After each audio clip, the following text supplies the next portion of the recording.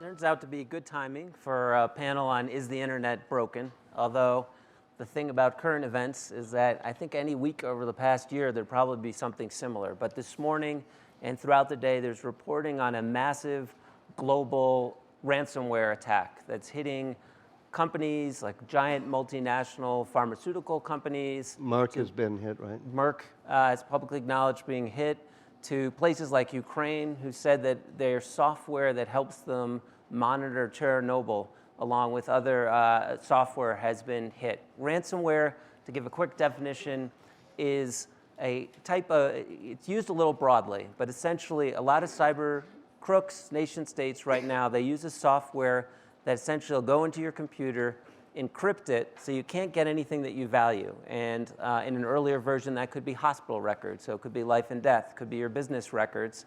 And they say, unless you pay me a certain amount of money, you're not going to see your information again.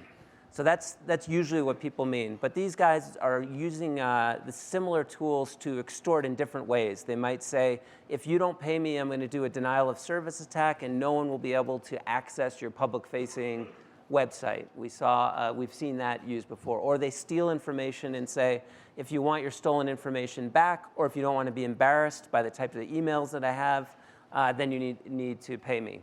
What we're seeing today is not just ransomware, it's a ransom worm.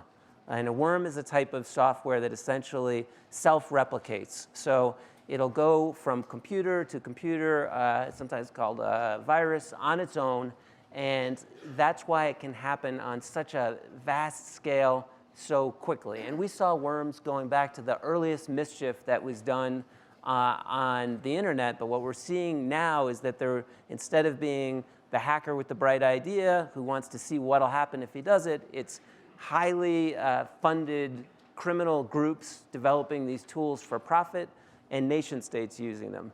And what we're seeing today looks like a tool that's gone out of control. If you were a crook, most companies, and this is a huge global epidemic right now, billions and billions of dollars, small, mid-sized companies are getting hit daily and paying. What makes this unusual is that it's happening to so many companies simultaneously across the world, which is really dumb if you're a criminal group and just doing it for profit. So I'll be curious as this develops if we learn more about what their motive was or whether or not this was on purpose. I say it's dumb because it would attract the attention of prosecutors and law enforcement agents throughout the world, which is not what crooks want. And when it's this public, it means companies are less likely, not more likely, to pay. They're asking for payment through Bitcoin, which is something we could talk on, a little bit of cryptocurrency that's made some of these criminal conspiracies possible. They're only asking for $300 per encrypted system. And right now, because you can monitor what people pay on Bitcoin, people are keeping track. And even though it looks like thousands of companies throughout the world, including huge, massive companies like Merck, have been hit, it looks like this whole scheme that's causing this much harm, they're only made around less than $8,000 so far. So a badly executed scheme, possibly by incompetent criminals, is taking out governments and major corporations throughout the world. That's why it's perhaps a good time to discuss, is the internet broken?